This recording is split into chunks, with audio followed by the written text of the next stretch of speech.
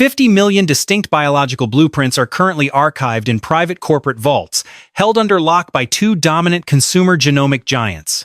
The Federal Bureau of Investigation, wielding the grit that closed cold cases from the 1970s, now legally targets these massive digital archives. Federal agents possess the necessary leverage to force these corporations to surrender data, bypassing basic contact information and address history entirely.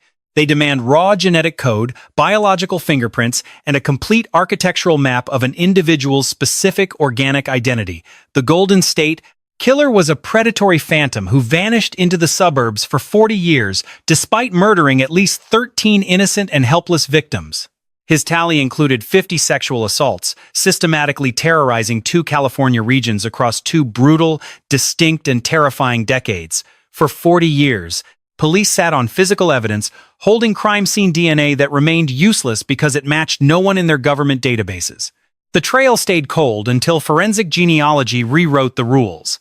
Detectives uploaded the killer's genetic sequence to a public site. They located distant relatives, reconstructed a massive family tree, and focused their clinical scope on a retired police officer.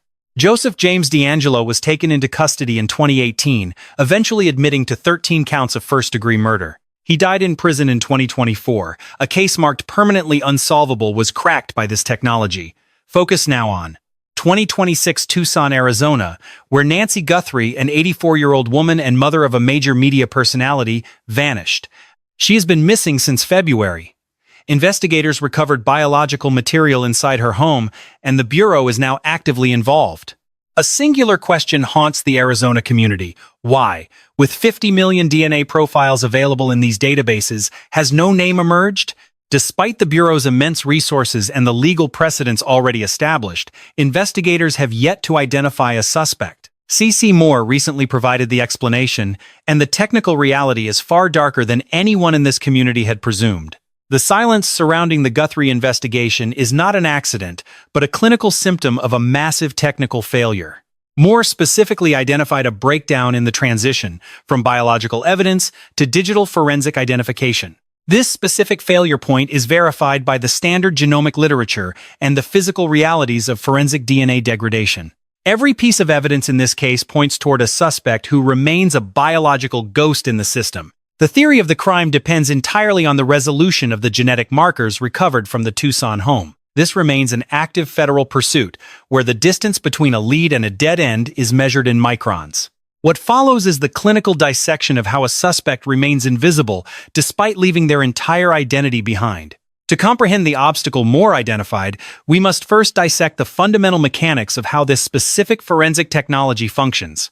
The barrier she described is only visible once you recognize what genetic genealogy actually requires from a recovered biological sample. We will not overlook the clinical specifics here because in the Guthrie case, the technical limitations are the entire story. In this instance, the technical specifics are the entire story.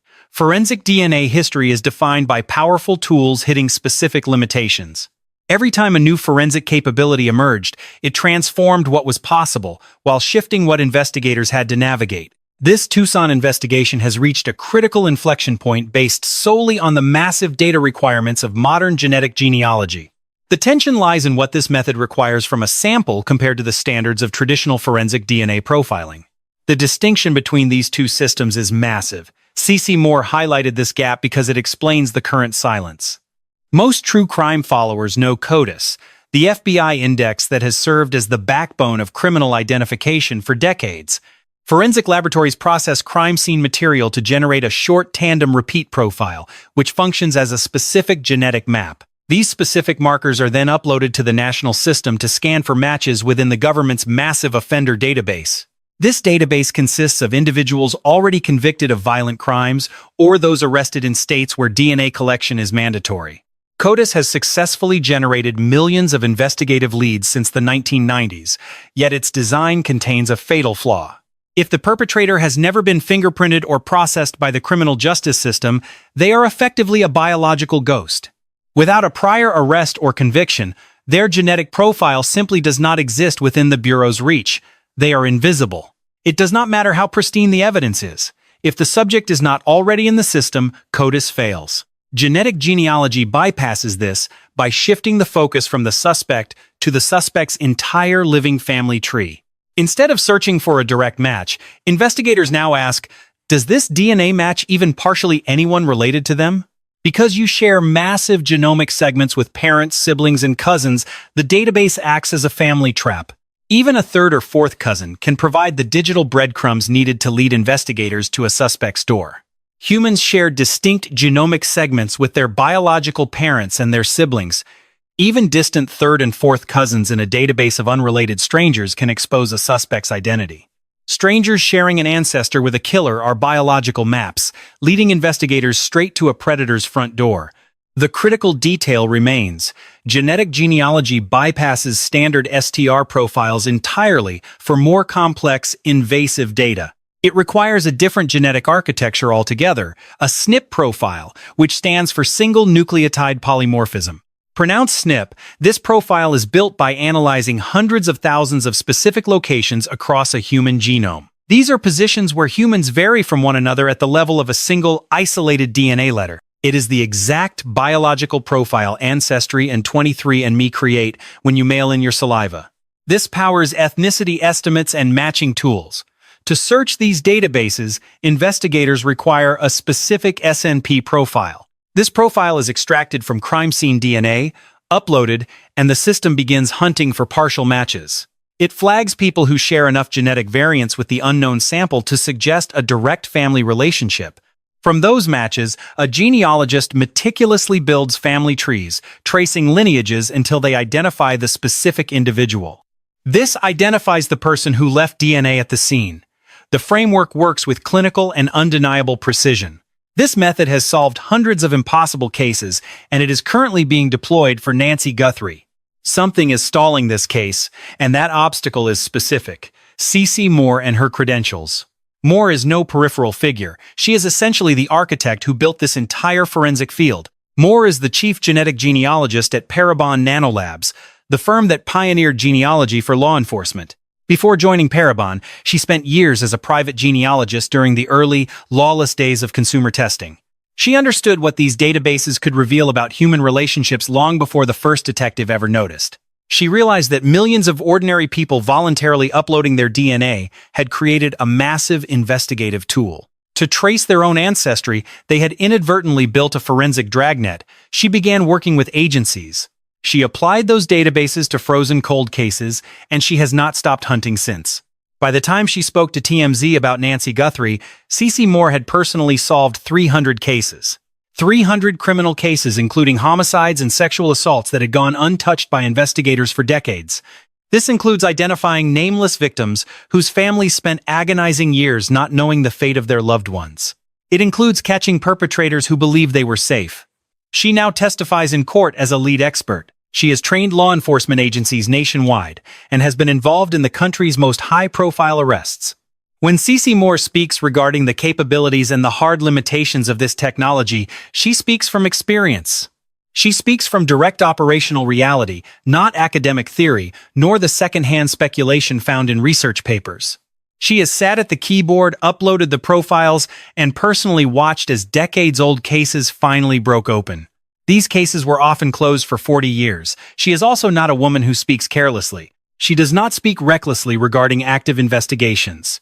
When she addressed technical obstacles in Nancy Guthrie's case, she was surgically naming those obstacles, detailing the science, and identifying the specific company working to solve it.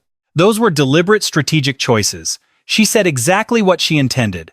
Her confirmation for this case is vital. Over 50 million consumer DNA profiles sit in databases.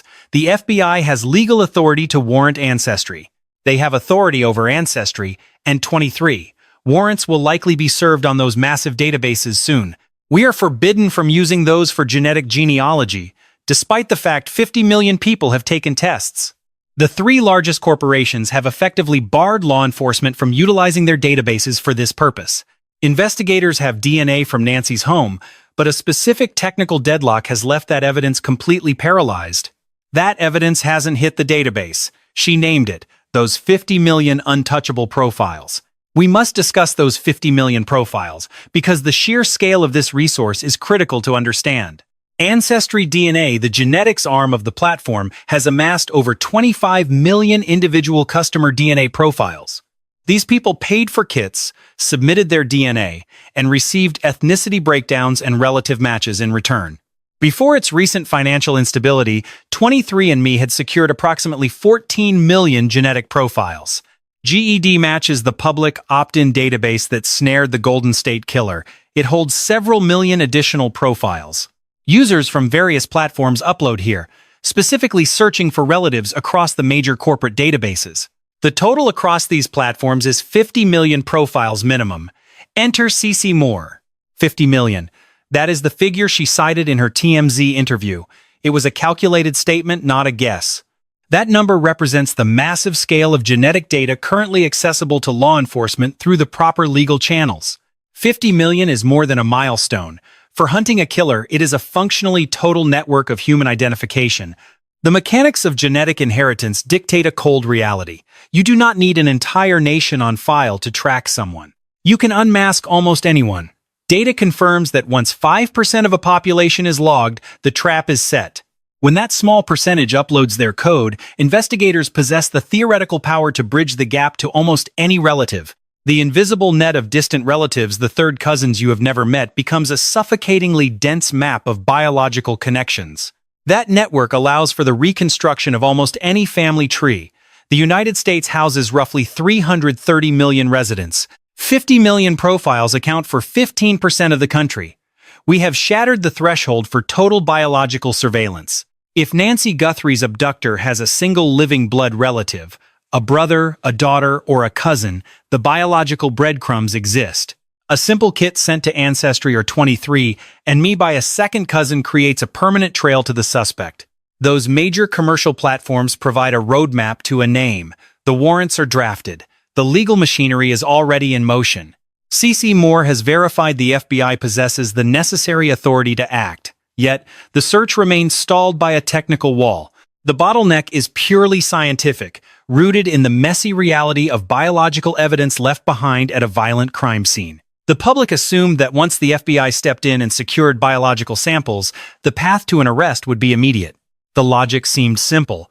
Process the evidence, scan the national databases, and produce a suspect's name by the following morning. That belief was fundamentally flawed.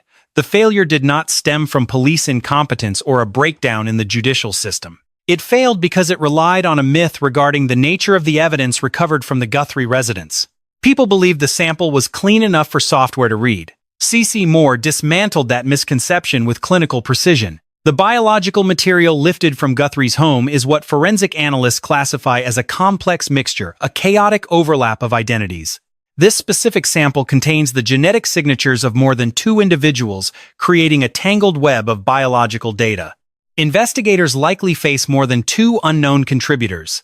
This occurs when genetic material from multiple sources lands in one spot. When biological traces from different people land on the same surface, they are often lifted as one inseparable, contaminated unit. Every time a technician swabs a kitchen counter, a wooden door frame, or a discarded shirt, they capture a history of touch. If several people have handled that object, the resulting sample contains all of their genetic codes fighting for dominance. Their essence is physically fused on that swab. Consider the sheer number of surfaces inside a house that record a life. Think of every doorknob, every armrest, and every countertop that people interact with daily. Each one is a silent witness. Every microscopic skin cell, every stray drop of saliva or blood remains as a permanent record of who has stood there. When a forensic team sweeps a home, they are collecting a biological census of everyone who ever crossed that specific threshold. Relatives, repairmen, and guests all leave their signatures behind. In a lived-in home, a complex mixture is the expected outcome. Clean samples are rare, mixtures are the rule. Forensic labs process these intertwined profiles as a matter of routine. A 2-person blend victim and attacker is manageable. Scientists have spent decades perfecting methods to separate them. If the killer left a larger biological footprint, analysts can usually filter out the background noise to find a clean profile. Modern software can even untangle 2 equal profiles. But the moment a third person enters the equation, the mathematics break. When the ratios are skewed or the biological material has begun to degrade over time, the genetic image begins to blur. The complexity spikes.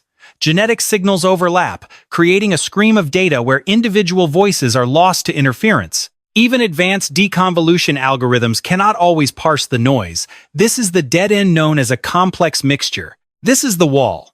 To generate the specific nucleotide polymorphism profile required for genealogy, the science stops cold. There is a vital distinction here. Standard federal database searches look at short tandem repeats, a much simpler genetic metric. For those older systems, experts have tools that can navigate the messiest samples with a high degree of success. Those profiles only look at 20 genetic markers. With so few variables, it is harder for the signals to mask one another.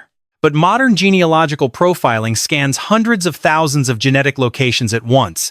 At that level of detail, the interference between multiple people's genetic codes becomes an exponential nightmare to solve. Math that works for a two-person profile is useless against the chaos of a three-person sample. When you scale to hundreds of thousands of markers, the physics of data change entirely. CeCe Moore confirmed. The genetic material recovered in Idaho sits in a volatile category. It is a messy, multi-contributor cocktail, and the tools to isolate those markers into a clean, individual single nucleotide polymorphism profile for genealogy searches simply do not exist in the current technological landscape. No validated, legally defensible form of this science is available today. Yet, there is a cold certainty that as the months pass, we will witness superior methods for unmixing these samples. This is why the sheriff suggested a one-year timeline. The math hasn't caught up. The necessary technology is not yet born. It remains a complex computational knot. We must look at the cold mechanics of the lab because this is the case's pivot point. This specific technical bottleneck is the fulcrum of the entire investigation and demands a surgical explanation.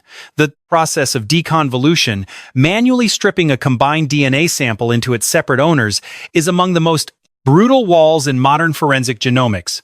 For traditional forensic profiles, the industry has seen massive leaps. The field has seen progress with software packages like strmix and TrueAllele, which were built specifically to handle the complexities of mixture analysis. These tools are currently active in courtrooms across the globe. These programs utilize probabilistic methods. Statistical modeling calculates the likelihood of different combinations of contributors to produce the observed genetic signal, allowing technicians to generate individual profile estimates from contaminated genetic signals. But those systems operate on a tiny scale, roughly 20 specific genetic markers per person. While overlapping signals there are a puzzle, it is a solvable one with current statistical approaches. Single nucleotide polymorphism profiles are a categorically different monster. A standard consumer array examines between 600,000 and 1 million unique genetic data points across the human genome. These markers are scattered across all 23 pairs of human chromosomes. Each position holds a specific value, an A, T, G, or C in various combinations. When multiple people bleed into the same sample, every one of those hundreds of thousands of positions reflects a chaotic noise floor of overlapping code. One contributor might dominate a position, another might show an equal split between 2 or 3 people. Some signals map to no one at all. Building an algorithm that can simultaneously scan those million points and assign each genetic variant to the correct killer with enough precision that the resulting profile is actually usable for genealogy database searching is an unsolved computational nightmare. It requires more than just raw processing power. It demands a total reimagining of mixture modeling, far beyond what exists for traditional analysis. The mathematical complexity grows nonlinearly with every extra person in the sample. Expert CeCe Moore described this explicitly. This is not a matter of funding or resources. This is not a processing time issue. It is an algorithm problem. The software that can reliably strip a complex mixture into individual contributor profiles simply does not exist in a form that law enforcement can deploy. That is the grim reality of the field today. Without a sterile, single-source profile, a digital fingerprint isolated from the contamination, the hunt stops dead at the lab door. Uploading evidence to Ancestry or 23andMe produces nothing useful. You cannot search 50 million people through a dirty multi-contributor sample. The architecture of the database is not designed to accommodate it. Any match returned would be a statistical ghost entirely meaningless to a detective. And so the FBI waits, not passively. They are grinding through every other available lead.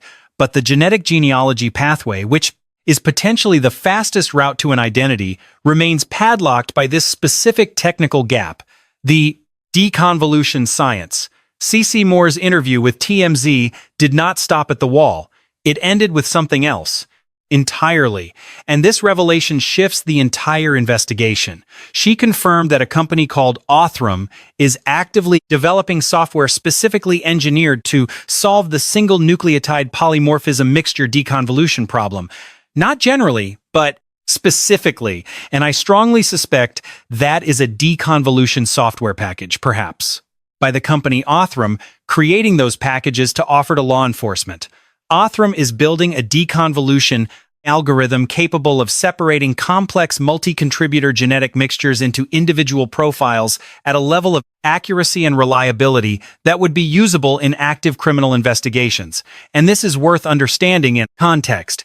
Parabon Nanolabs, Moore's own organization, is one of the most sophisticated forensic genomics companies in the country. If there were an existing validated solution to the mixture deconvolution problem, Moore's team would be using it. The fact that she is pointing to Othram as the company developing the needed capability is itself a statement about the current state of the field. The solution does not exist yet. It is being built, and Moore confirmed that this development is being fast-tracked. The word matters. Fast-track does not mean expedited on a... The conventional pace of scientific inquiry has been discarded. The developmental clock is being forced into a state of aggressive compression. Every asset, elite personnel, capital, and computational infrastructure is being surged specifically for the nightmare found at Nancy Guthrie's residence. Pause and consider this. At this exact second, a private firm is actively engineering the specific software gatekeeper. That code is the only thing separating federal investigators from a specific, named suspect in the Guthrie homicide file. This is no theoretical 5-year projection. CeCe Moore characterized this as a high-velocity, present-tense, and active engineering sprint. While the timeline is being ruthlessly policed, Moore's testimony to the press revealed an even more unsettling tactical reality. She confirmed to TMZ that the moment investigators secure a viable single-contributor SNP profile from Nancy's biological evidence, whether that data emerges from Astria's algorithms, another deconvolution process, or the recovery of less complicated biological samples, she expects a resolution within weeks, not months or years, weeks, or perhaps even a matter of mere days. Her clinical assessment is clear. If they obtain a usable profile, genetic genealogy will solve this within 14 days. At that stage, an identification is a mathematical certainty, and the window for an arrest shrinks to almost nothing. This speed is possible because the FBI genetic genealogy team is fully prepared and waiting for the data. The Bureau's specialized unit is standing by. Databases with 50 million profiles are accessible through established legal warrant mechanisms. The grueling ancestral mapping that CeCe Moore and her specialized team provide can begin the heartbeat after data receipt. The architectural pipeline from a digital SNP profile to a named individual is already complete and fully operational. The only missing component is the genetic profile itself, and the company building it is prioritizing this specific killer. We must separate forensic reality from noise. Let us be exact about what CeCe Moore's statements actually verify. This community operates strictly on verified forensic analysis, not on wishful thinking or inferences drawn from a vacuum. Fact.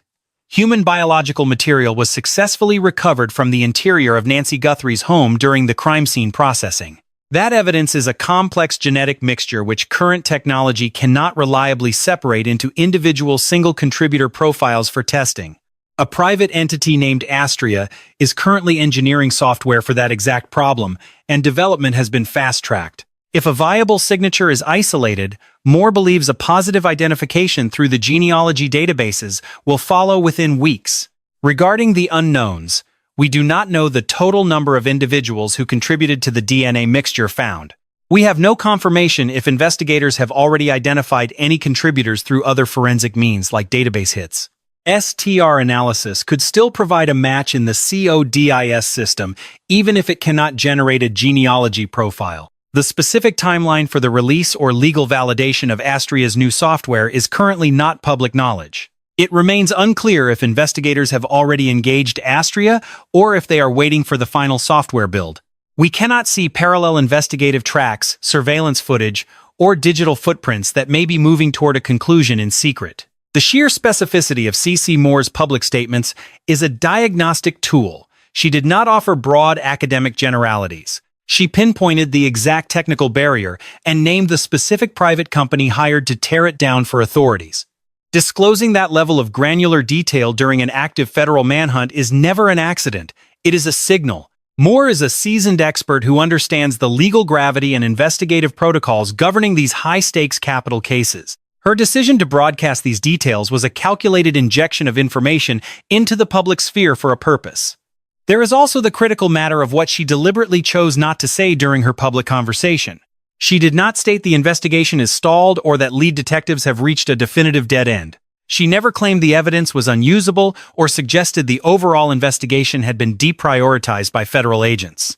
Every element of her statement focused on a specific forensic problem that has a solution currently in development. Framing this as a solvable hurdle rather than a permanent barrier is significant coming from a source with her credibility. One interpretation is that she is maintaining public pressure on a case where visibility often drives professional accountability. Alternatively, she is establishing a public technical record of exactly where the federal investigation stands at this precise moment. Both views align with the known facts and do not require us to speculate beyond what she actually confirmed. Connecting these threads, for those monitoring this investigation since February, this news bridges several critical investigative gaps. This development intersects with forensic patterns we have been meticulously tracking across several of our previous analytical reports. The biological evidence recovered from Nancy's home has reached a critical, definitive juncture that cannot be ignored. The forensic window is closing, and the genetic trap is being set for the individual who left their mark. From the first hours of this hunt, forensic analysts fixated on specific high-traffic zones within that residence, marking them as the epicenter of the search. Technicians classified these rooms as forensically significant, pulling biological material from the surfaces, yet a void remains regarding the subsequent lab results. What did the microscopic analysis actually reveal once those samples were processed?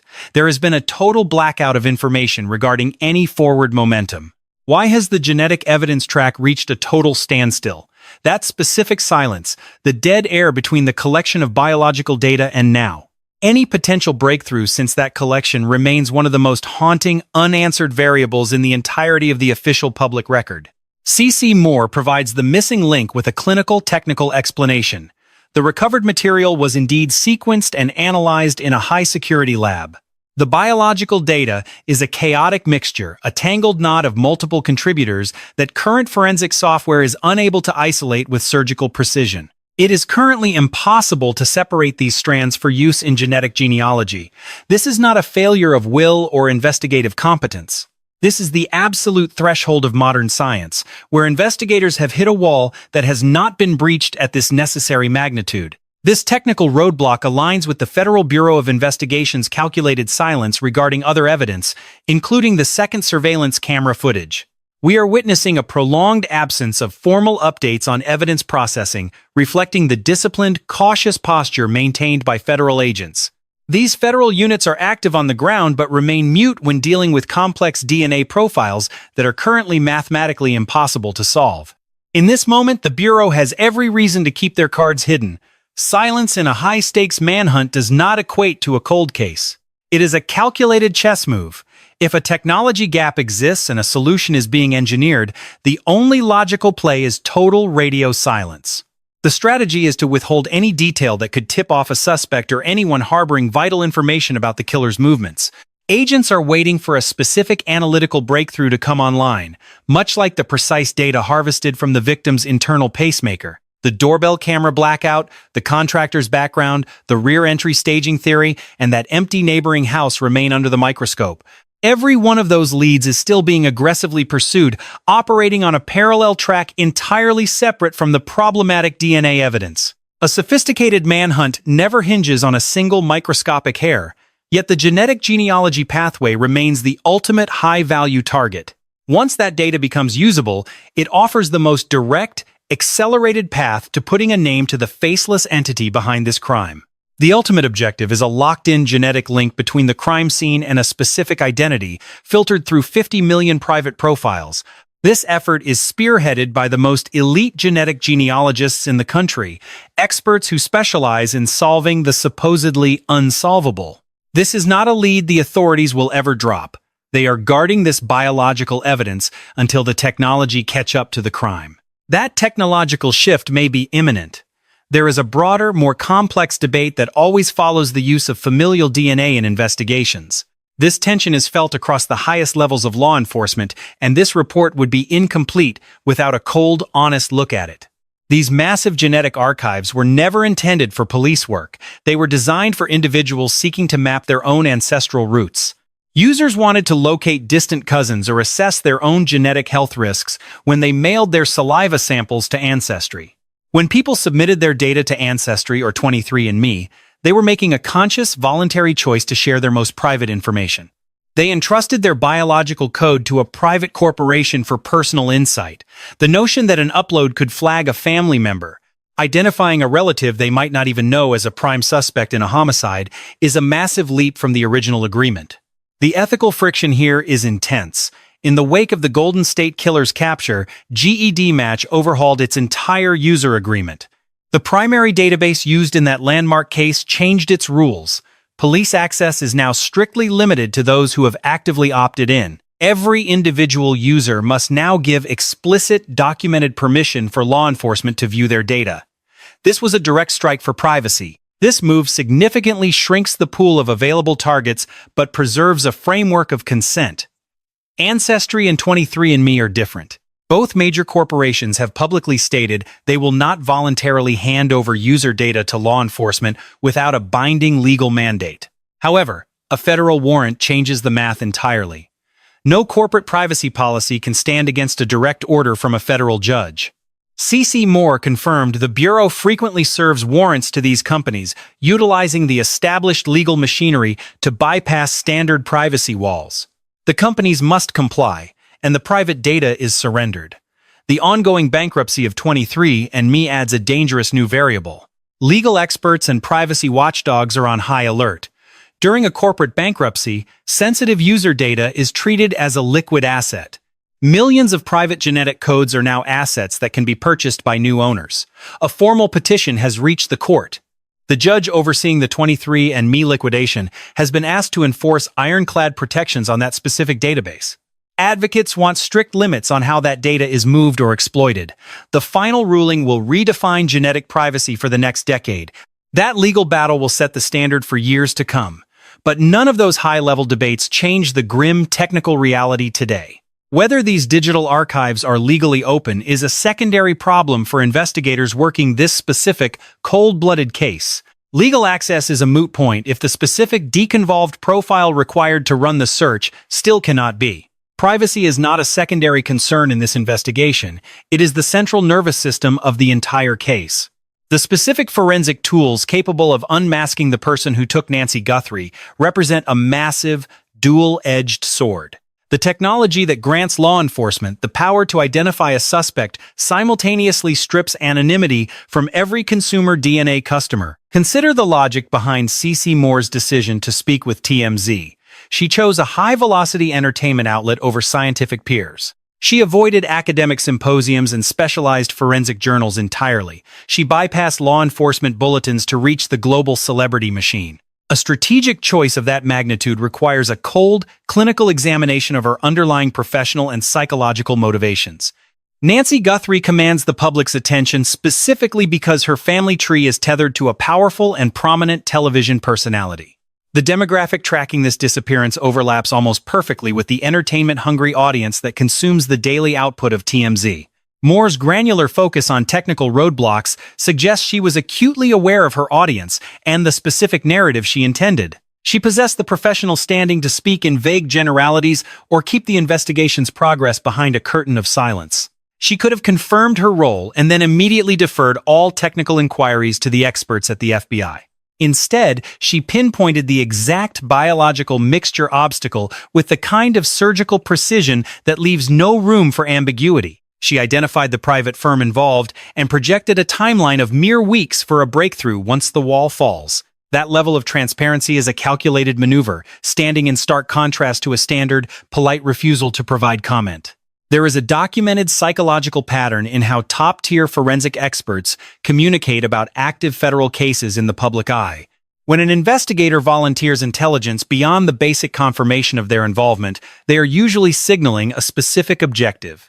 Sometimes the goal is to exert immense public pressure on a slow-moving agency that requires a push to stay focused. Sometimes it is about creating a permanent, contemporaneous record of exactly where the evidence stood at one high-stakes moment. It can serve as a coded message to neighboring jurisdictions or individuals who might be sitting on a crucial missing link. It broadcasts to the public and the perpetrator that the trajectory toward a name is fixed and the capture is imminent. We cannot definitively isolate which of these specific drivers prompted Moore's disclosure, or if it was a sophisticated combination. What remains observable is that she exceeded her required disclosure and provided details that were uncomfortably and perhaps intentionally precise. The databases, the legal mandates, the DNA mixture, the firm, and the timeline. Every element was a targeted tactical choice. Within the vacuum of an active federal probe, decisions regarding what to say and where to say it are vetted. The precision is the actual message. Nancy Guthrie has been missing since February 2026, leaving a dark, empty void. 84 years old, a mother. A woman whose sudden absence has left a deep scar across the collective national consciousness. Millions have tethered themselves to this story, tracking the timeline across multiple digital platforms for months with obsessive, forensic intensity. The high-profile family and the disturbing silence from authorities have transformed this case into a unique phenomenon in modern crime. This lack of official clarity has birthed a massive, decentralized investigative community that refuses to let the trail go cold. This is a disciplined, multi-platform ecosystem that is paying closer attention to the facts than the agencies realize or expect. They cross-reference statements made 90 days ago against today's headlines, hunting for the slightest hint of a lie or omission. They are mapping inconsistencies and building a shared logic model that no lone journalist could ever hope to construct in isolation. This level of aggressive, sustained public scrutiny is rare, and it impacts the investigation in ways that move beyond comments. When investigators realize millions of people are auditing their every move, the entire psychological landscape of the case begins to shift. Every contradiction is cataloged by a hive mind that is now large enough to exert genuine institutional and reputational weight. This forces a level of concrete accountability onto the desks of those responsible for finding the truth. The dynamics change. The cost of deprioritizing Nancy Guthrie's file becomes a public relations nightmare that no official is willing to risk. The pressure to keep resources allocated remains at a fever pitch even as the months begin to pile up behind them. History shows that most missing person cases fade after the first media cycle. The cases that stay visible find a resolution. The data-backed link between relentless public pressure and successful investigative outcomes is far more than just a hopeful theory. This massive community acts as the engine of that pressure, a persistent digital haunting of the official investigation's progress. Every individual watching, documenting, and sharing information is a variable that the Bureau's strategists must now account for daily. This isn't background chatter, it is a logistical reality that keeps Nancy Guthrie's name prioritized by those with the power. The genetic genealogy path is a powerful thread, perhaps the most lethal one available if the technology gap can be bridged. This represents a formidable investigative weapon, provided the technical hurdles are finally cleared. But it isn't the only lead. The hunt for Nancy Guthrie is a cold machine grinding across several simultaneous fronts. Your scrutiny is the essential oxygen. Demand logic. Analyze the public record with clinical detachment. Force the institutions tasked with this burden to feel the crushing weight. The genetic horizon is shifting. What follows in the search for her sequence depends on technical milestones we are currently monitoring. Is Astria's proprietary code refining its sight? Has the Federal Bureau of Investigation adjusted its calculated mask regarding this specific file? Watch the pulse of the labs. Look for that clinical shift in posture, suggesting the evidence has finally crossed into a new phase. The 23andMe database remains a volatile variable. Does the current privacy landscape permit the state to hunt within your ancestry? We remain vigilant for the jarring detail. We are scanning the periphery for any fact that forces a total recalibration of the picture. Complex cases rarely shatter from a single blow. There are always silent secondary lines moving through the shadows, waiting for the moment. Today, the focus is the biological sequence. CeCe Moore provided a cold analytical lens into the exact status of that molecular search. The aperture is wide, the digital tools are being forged now, the architecture of the identification is finally becoming a physical reality. If Moore's math holds and her record is flawless, the resolution could be measured in weeks once the capability exists. We are waiting. Nancy Guthrie's absence exerts a crushing gravitational force. It puts a lethal strain on every forensic system and investigator involved. Detectives are operating in a psychological gray zone, clutching fragmented evidence at the bleeding edge of what modern science can achieve. Observers must walk a razor's edge, report the data in real time, but never mistake the signal for the noise of desperation. This collective maintains the public vigil. We hold the spotlight steady while ensuring the heat of speculation never ignites a fire. Look at CeCe Moore's conduct. She manages this immense pressure by wielding precision like a scalpel, separating the verified from the hopeful. She identifies the known with surgical clarity. She maps the void of the unknown without flinching or offering the comfort of a lie. She names the technical obstacles with brutal honesty. She points towards solutions without inflating the timeline or offering empty promises. Our standard is uncompromising. We archive the verified. We isolate the analytical. We define the border between data and interpretation. We isolate Moore's testimony from the terrifying weight of its implications. Nancy Guthrie is a ghost that must be brought home. Her family exists in a landscape of suspended trauma. This pressure is the only thing keeping the truth from being buried forever. Federal agents are currently tracking a woman who vanished into the desert. All established facts here are verified. Every grim detail originates from on-the-record statements or verified media reports from those who witnessed the aftermath. Where evidence thins, we use specific accounts and clinical logic to bridge the dark gaps. We distinguish hard proof from psychological analysis, keeping the focus on facts rather than naming any suspects. No individual is being accused here. We are simply dissecting the cold mechanics of a disappearance. Nancy Guthrie vanished into the Pima County heat, leaving the local sheriff's department to chase a total ghost. The Federal Bureau of Investigation's Tucson field office is now coordinating the search for a missing, buried truth. Official records and active leads provide the only logical roadmap through this escalating, high-stakes federal nightmare. Local sheriffs and the Bureau hold the only keys to this silent truth.